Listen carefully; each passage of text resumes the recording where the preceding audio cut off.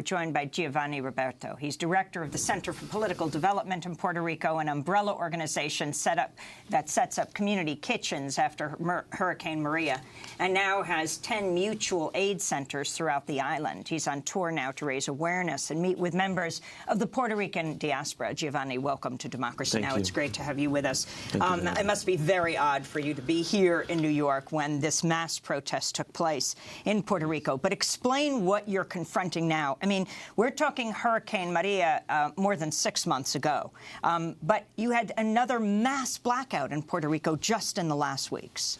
Yeah, exactly, and we are probably facing the new season of hurricanes. So we have an unstable situation in Puerto Rico, as you say. A lot of people still without energy and basic needs. So from part of the Mutual Aid Center, we are trying to get ready our centers to be solar panels, to have water, to get ready, because what we see now is that the crisis is going to increase. What the board is doing is going to increase the crisis, and Maria gave us a glimpse of what it's going to look like Puerto Rico in the next few years.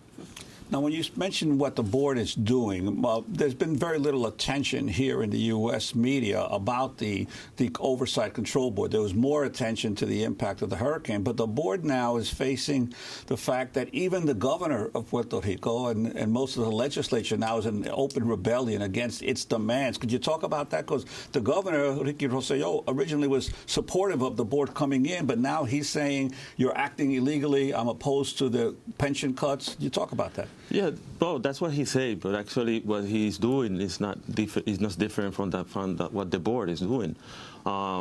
Because they know that the people are in need, and the politician needs, some support by the people. But when you see the actual acts that they're sending to the Congress or to the local representative, they're sending really similar kind of laws. So what we are expecting, the privatization of schools, the privatization of the energy, and the cutting in labor rights are going to put people in more need. So that's why we are here in the United States, making people here aware of what's happening in Puerto Rico, because international press disappeared now from Puerto Rico, but people are still in need a lot there. And what about the austerity measures that are being implemented? How many schools now have been closed again after several hundred were closed previously? Yeah, we have to remember that Puerto Rico has been in a recession crisis since 2006. So these austerity measures have been implemented in Puerto Rico for the last 10 years to 12. In the last 5 years, more than 500 schools have been shut down. This year, they're trying to shut down 283 schools.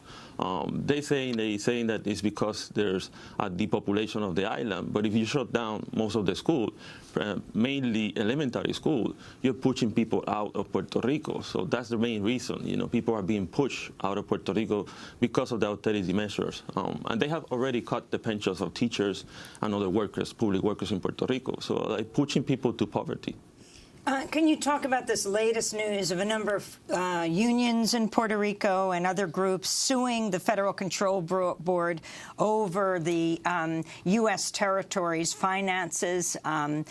They are saying that it should be declared unconstitutional, this coming after the board approved these fiscal plans with new austerity measures that the governor has refused to implement? Yeah, because the retired people have rights. They work their whole life, 30 years or plus, because they were expecting to retire and to have rights. So they changing. There's a contract between workers and the government, and that contract they cannot change it. It's illegal, it's unconstitutional, and I hope the courts can attend the case. And what about the resistance? Obviously, especially after Hurricane Maria, there was development of all of these grassroots efforts of people helping themselves. Could you talk about your organization's work with these mutual groups at the neighborhood and local level? Yeah, even before Maria, we had Irma too, and people know from the reaction and from what the government is abandoning the people that there's no other way to get out of the crisis but to act ourselves. Hurricane Irma devastated Puerto Rico as well. Devastated part. It actually awake a lot of the people. It didn't devastate the island, but we were more ready because of Irma. We were more ready to Maria. So across the island, thousands of people were acting by their self-organizing community we in CAWAS, we started a mutual aid center, and we started a discussion with other activists throughout the island that we should do, organizing in a grassroots level with the mutual aid principles and philosophy of helping the people, but also ask people to help themselves. We don't want to do charity, because we know charity transmits passive attitude in people. A lot of the government, what they do is, they throw food for a week and they disappear. And we want a long-term change in Puerto Rico, so we need long-term organization in Puerto Rico too. The only blackout in world history, bigger than Puerto Rico's, is the one that came after Typhoon Haiyan devastated the Philippines in 2013. About 6.1 billion hours of power were lost after that massive storm. And Juan, you just gave a major speech on Puerto Rico and follow us very closely. We're talking about so many months, well over half a year. What do you think is most important to understand about what's happened in Puerto Rico right now and how the island is going to come out of this? We just had this hour discussion on the Bitcoin industry moving in. Well, I mean, to me, the key thing to understand is not only that Puerto Rico is a colony of the United States, but it is now a colony for which the United States has no interest in. It can't make money out of the colony the way it used to. I mean, it can still make financial money, Wall Street money, Bitcoin money, but it's no longer the cheap labor resource it used to be. It's no longer the extractive industry that it used to be. And it's no longer the military bastion that the United States needed during the Cold War. So you have a situation where you've got this strange situation of you're holding a colony, you really don't want the colony, but you don't know what to do with it. And that's, I think, the problem that Congress is facing, and then, of course, that the Puerto Rican people have to deal with the fact that they're still U.S. territory, but they're not being treated anywhere near how other U.S. citizens are. And that's the big dilemma of how to move forward. And you don't want the people of the island to determine their own destiny, but you also don't want to assume responsibility for holding it And I assume captive. Trump doesn't want the massive number, the hundreds of thousands of Puerto Ricans moving from the island where they can't vote for president to moving to the continental United States where they can, for example, in Florida, changing the demographics of places like Florida, because they would most likely vote Democrat.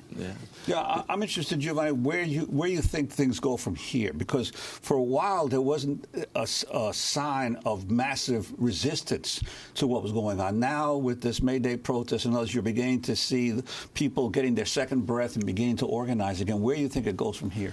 Yeah, I think we are going to see in the next week a couple of struggles, especially in teachers.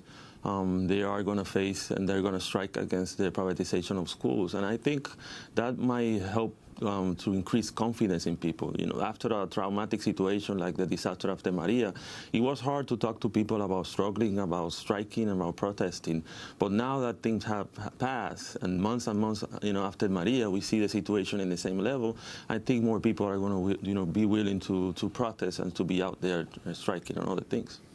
Talking about determining the politics of the continental United States, the conservative Republican governor of Florida, where so many hundreds of thousands of Puerto Ricans are going, has just said he supports making Puerto Rico the nation's 51st state.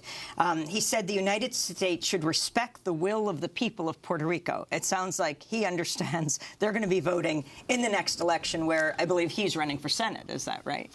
There's a lot of politicians in the U.S. paying attention now to Puerto Rico. I think Cuomo was in Puerto Rico during the last weekend. I think it's his third or fourth trip that he's made there, yes. So they're paying attention to the Puerto Ricans now. And they don't want the people to be in Puerto Rico, but they want Puerto Rico for them. They want the place, the land.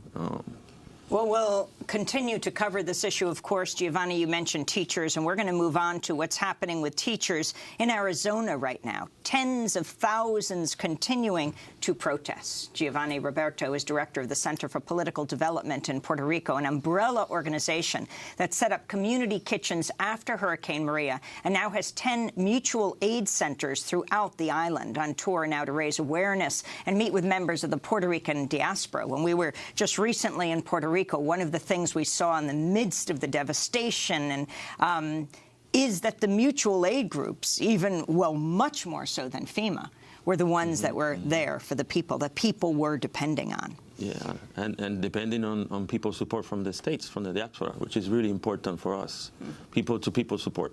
Well, Giovanni, thanks so much. This is Democracy Now! When we come back, teachers strike in Arizona. Stay with us.